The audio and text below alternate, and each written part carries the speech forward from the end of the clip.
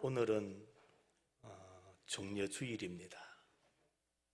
오늘부터 시작해서 예수님의 고난의 한 주간이 시작되는 참 뜻깊은 주일이라 그렇게 생각합니다.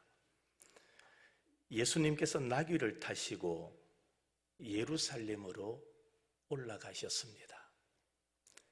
거기서 십자가에 못 박혀 돌아가셨습니다. 이 위대한 예수님의 십자가 사건은 하나님의 구속 경륜의 절정이었고 세계 역사의 초점이었고 구심력이 되었습니다. 이 십자가의 사건은 사실상 새로운 역사의 신기원이 되었습니다. 우리는 지금 역사 안에서 주어진 온갖 시간과 그리고 공간들 가운데서 가장 성스러운 한 주간을 맞이하게 되었다라고 말할 수가 있습니다. 왜냐하면 예수님께서 이 세상에서 보내신 최후의 한 주간이기 때문입니다. 보통 교회사는 이 주간을 가리켜서 순환 주간 혹은 고난 주간이라 그렇게 표현을 합니다. 모든 지상의 교회들은 예수 그리스도의 고난을 기억하면서 경건의 옷을 입게 됩니다. 예수님의 한 주간의 행적은 오늘 여러분이 받으신 주보 6면에 보면 상세하게 기록되어 있습니다. 하루하루 여러분이 그 주보를 참조하셔서 성경의 구절을 읽으시며 예수님의 한 주간의 행적을 함께 걸어가는 은혜로운 고난주간이 되면 좋겠습니다. 첫째 날은 안식 후 첫날입니다. 주일입니다. 예수님께서 예루살렘에 나귀를 타시고 입성하시는 개선의 날 혹은 종려의 날이라 그렇게 부르게 됩니다. 둘째 날 월요일은 권위의 날이라고 부릅니다. 이날에 예수님은 무화과 나무를 저주하시고 우리가 잘 아는 성전 청결 사건, 성전을 깨끗게 하신 일을 기록하고 있습니다. 셋째 날은 화요일입니다. 변론의 날입니다. 이 날을 보면 예수님은 가장 많은 말씀과 행동을 하셨습니다.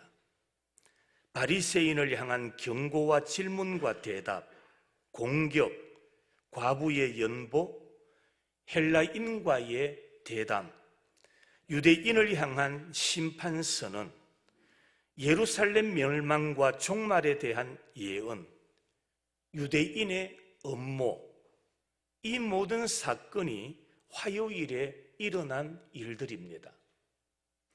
넷째 날 수요일은 안식의 날이라고도 말하고 은퇴의 날이라 그렇게 표현하기도 합니다. 이 날은 주님께서 지상에 살 동안 가장 고요하고 가장 평화로운 한 날을 베다니에서 보내시게 됩니다. 다섯째 날 목요일은 아픔의 날, 번민의 날, 고민의 날이라 그렇게도 말합니다. 제자들의 발을 씻기셨습니다. 최후 만찬으로 제자들의 가슴에 영원한 사랑의 기념비를 세웠습니다. 다락방 고별 설교도 하셨고 겟세마네 동산에서 최후 기도도 하셨습니다. 그 모든 일들이 목요일에 이루어진 일들입니다. 여섯째 날 금요일은 순환의 날입니다. 잡히시고 신문을 받으시고 십자가에 못 박히시고 그리고 무덤에 묻히신 날이 금요일입니다. 일곱째 날 토요일은 침묵의 날 혹은 비애의 날이라 그렇게 부릅니다. 예수님의 시체는 무덤에 머물렀습니다. 그때 따르던 제자들, 예수님을 따르던 여인들이 슬픔에 잠겼다라고 성경은 기록하고 있습니다. 우리는 오늘 예수님의 최후의 한 주간 가운데 수요일에 있었던 사건을 한번 살펴보면서 이날에 이루어졌던 사랑과 배반의 사건, 사랑과 배반이 대치했던 날, 이 사건을 함께 살펴보고자 합니다. 이것은 베다니에서 일어난 기쁨의 잔치집에서 행해졌던 일입니다. 먼저 살펴볼 대상은 가룟 유다입니다. 가룟 유다의 배반입니다. 가룟 유다는 배반자의 표본이요, 가룟 유다는 배반자의 머리입니다. 성경에서 이러한 가룟 유다를 어떻게 표현하고 있느냐? 먼저 가룟 유다도 다른 제자들과 동일하게 예수님께로부터 부름을 받은 사람이었습니다. 여러분, 똑같이 예수님께로부터 부름을 받은 자지만 그는 제자의 길을 걸어가지 아니하고 사단의 종의 길을 걸어가더라는 겁니다. 이러한 가룟 유다를 성경에서는 어떻게 설명하고 있느냐? 가룟 유다는 예수님께로부터 경고를 받게 됩니다.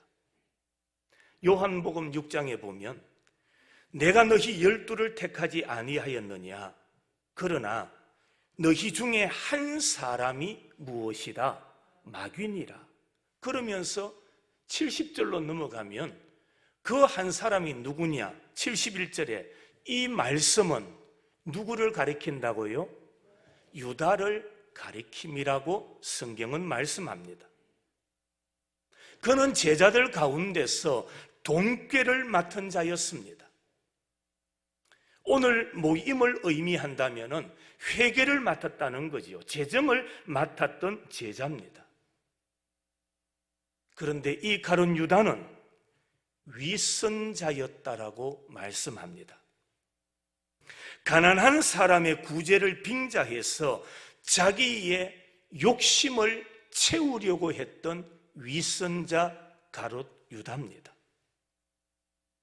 이런 가룟 유다를 성경에서는 뭐라고 표현하느냐? 그는 도둑이라고 말씀합니다.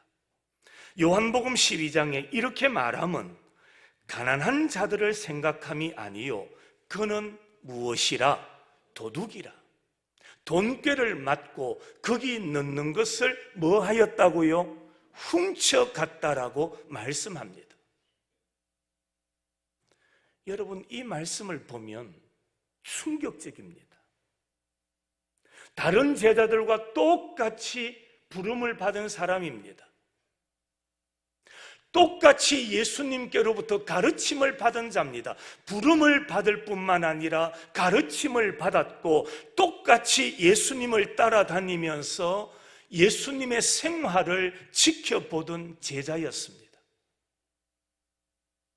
그럼에도 그는 다른 길을 선택합니다.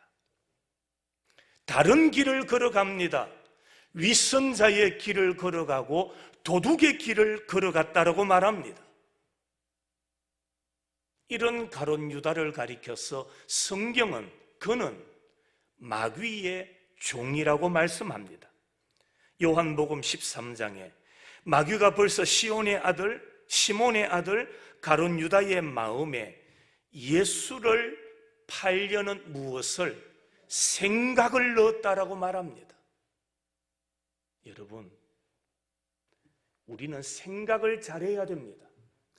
동일한 상황, 동일한 사건을 보면서 어떤 생각을 하느냐에 따라서 그 사람이 예수 그리스도의 종의 길을 걸어갈 수도 있고 사단의 종이 될 수도 있다는 것을 이 가룟 유다를 통하여 말씀해 주고 있는 겁니다.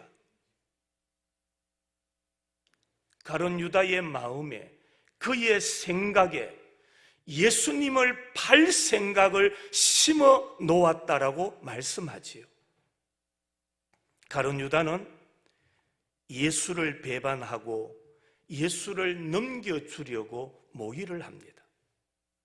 마가복음 14장에 12 중에 하나인 가룟 유다가 예수를 넘겨주려고 대제사장들에게 가매 그들이 듣고 기뻐하여 돈을 주기로 약속하니 유다가 예수를 어떻게 넘겨줄까 하고 그 무엇을 찾더라? 기회를. 여러분, 우리 사람들에게는 누구에게나 기회가 찾아옵니다. 그런데 그 기회가 더 좋은 기회, 덕스러운 기회, 은혜의 기회가 될 수 있는가 하면은 가룟 유다와 같이 예수님을 팔려는 기회를 만드는 사람도 있다라는 사실을 깨달아야 합니다. 마귀는 가룟 유다의 마음속에 예수를 팔 생각을 집어넣고 가룟 유다는 그 생각에 지배를 받아 어떻게 예수님을 팔 것인가 고민하고 생각했다라고 말하고 있습니다. 가룟 유다, 그는 예찬의 암초였습니다.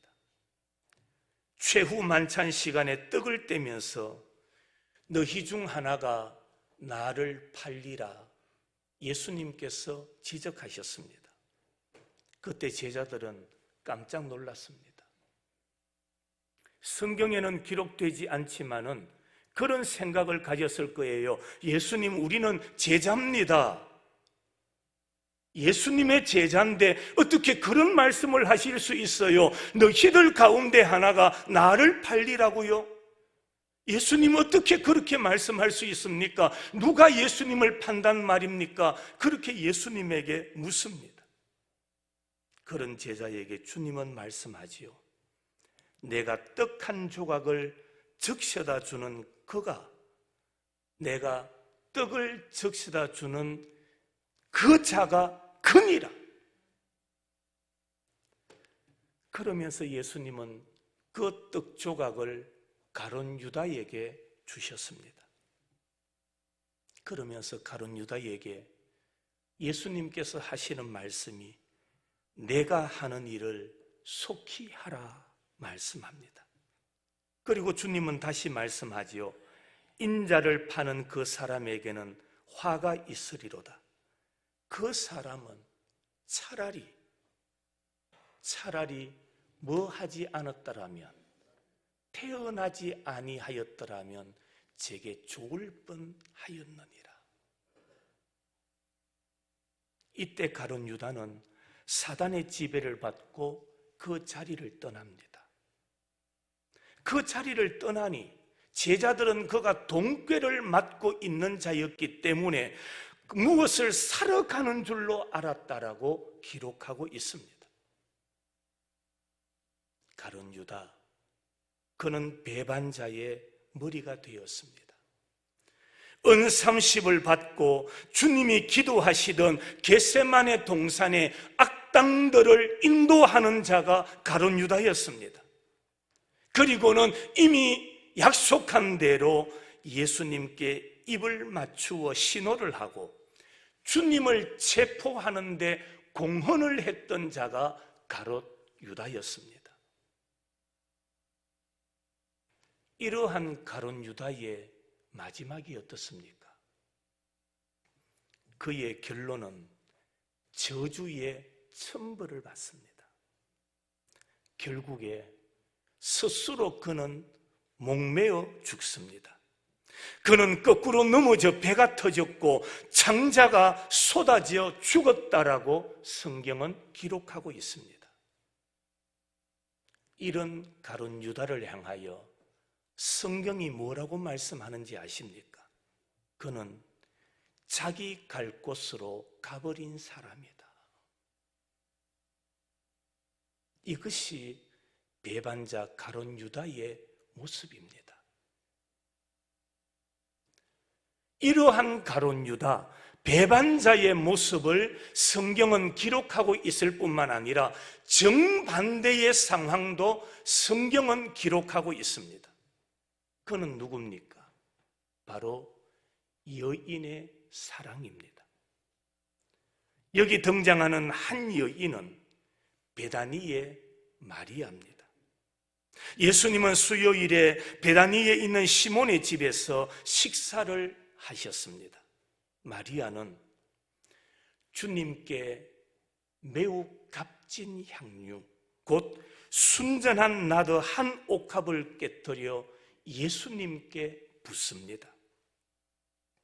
주님은 이 여인의 사랑 행위 앞에서 중요한 몇 가지 진리를 우리에게 가르쳐 주고 계십니다. 그 첫째로, 사랑은 고가의 희생이 있어야 한다는 겁니다. 진정한 사랑에는 희생이 따라오게 됩니다. 오늘 여인이 부었던 향유, 이것은 매우 값진 것이라고 성경은 말씀합니다. 300데나리온 이상의 값어치가 있는 것이라고 말씀하지요. 뿐만 아니라 순전한 것이어야 합니다. 섞임이 없어야 한다는 말입니다. 부정, 부패, 더러움이 섞이지 말아야 한다는 겁니다. 진정한 사랑은 거기에 거짓이 참여할 수가 없는 겁니다. 진정한 사랑 안에 거짓이 들어오면 안 된다라는 겁니다. 참된 사랑에는 섞임이 없어야 합니다. 세 번째로는 깨뜨려져야 합니다. 깨뜨려진다는 것은 아낌없는 감격의 표시입니다. 그리고 예수님 중심이어야 합니다. 그 값진 향유를 예수님의 발에, 예수님의 머리에 부어지고 그 향유가 예수님께 쏟아졌던 겁니다. 진정한 사랑은 괴로움을 이겨내어야 합니다. 이러한 여인을 향해서 제자들이나 거기에 앉아있던 유다인들은 어떤 태도를 보였습니까? 제자들까지도 이 여인의 행위를 보고 여인을 괴롭게 했다라고 말씀하고 있습니다. 사랑은 위선이나 시기나 질투 앞에서 반대나 도전을 받을 때 낙심하지 않는 것, 그것이 진정한 사랑입니다. 두 번째로, 사랑은 기회를 놓치지 않는 겁니다. 참된 사랑은 고가의 희생이 있어야 함과 동시에 우리에게 주어진 기회를 놓치면 안 됩니다. 마가복음 14장에 그가 내게 무엇을 했다고 말합니까? 좋은 일을 하였느니라고 말씀합니다. 그러면서 7절로 넘어갑니다. 가난한 자들은 항상 너희와 함께 있으니 아무 때라도 원하는 대로 도울 수 있거니와 나는 너희와 항상 함께 있지 아니하니라. 무슨 말일까요? 무슨 의미입니까? 마리아의 사랑 행위는 그에게 주어진 마지막 기회라는 말입니다. 마지막 기회다. 성도 여러분, 잘 들으십시오. 사랑할 기회는 여러 번, 언제나 우리에게 찾아오거나 다가오는 게 아닙니다. 마리아와 같이 우리에게 사랑할 기회가 찾아왔을 때 우리는 그 기회를 한번 따라 하실까요? 사랑의 기회는 내가 붙잡아야 합니다. 언제나 그 사랑의 기회가 찾아오는 게 아니에요. 마리아에게 그 기회가 찾아왔던 것처럼 나에게 사랑의 기회가 올 때에 우리는 그 기회를 붙잡아야 되는 거예요. 사랑의 충동, 선행의 충동, 좋은 일의 충동, 결심의 충동이 일어날 때 그것을 행동으로 옮겨야 한다는 교훈을 우리에게 주고 있는 겁니다. 많은 여인들 가운데 향유 옥합을 깨뜨릴 수 있는 기회를 하나님은 마리아에게 주신 거예요. 그런데 그 마리아는 그 기회를 놓치지 아니하고 그 향유를 예수님의 머리에, 예수님의 발에 부었던 겁니다. 오늘 우리의 신앙생활도 똑같습니다. 은혜의 기회, 순종의 기회, 사랑의 기회, 언제나 나에게 찾아오는 게 아닙니다. 하나님께서 우리에게 기회를 주실 때 그것을 내 것으로 붙잡는 사람, 그 사람에게 은혜가 임하고 복이 임하는 줄로 믿습니다. 마지막으로, 사랑은 영원한 것이어야 합니다.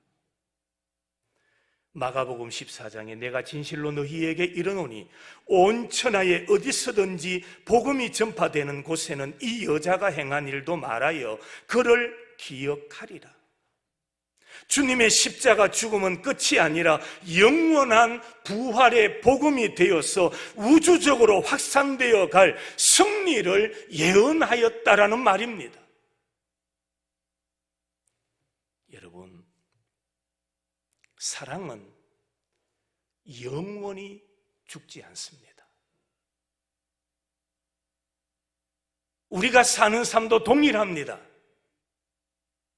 물질을 물려주고 권력을 물려주는 세상의 것은 시간이 지나면 다 잊혀져 버립니다. 다 잊혀집니다.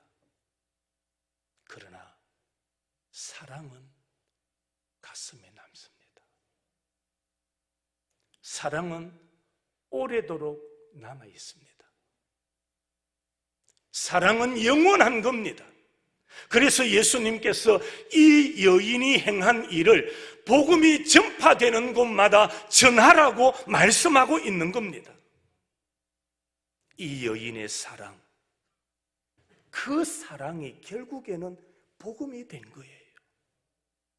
그 사랑이 복음이 되어서 가는 곳마다 이 여인의 행함을 전하게 되는 겁니다. 성도 여러분, 우리는 종려주의를 맞이해서 짧은 시간에 주님의 십자가 곁에 있던 사랑과 배신의 두 모습을 한번 살펴보았습니다. 배신은 부름받은 자 중에 있었습니다.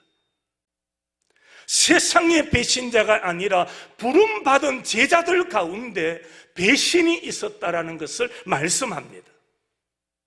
그것은 마귀의 본성입니다. 도둑입니다. 마귀의 지배입니다.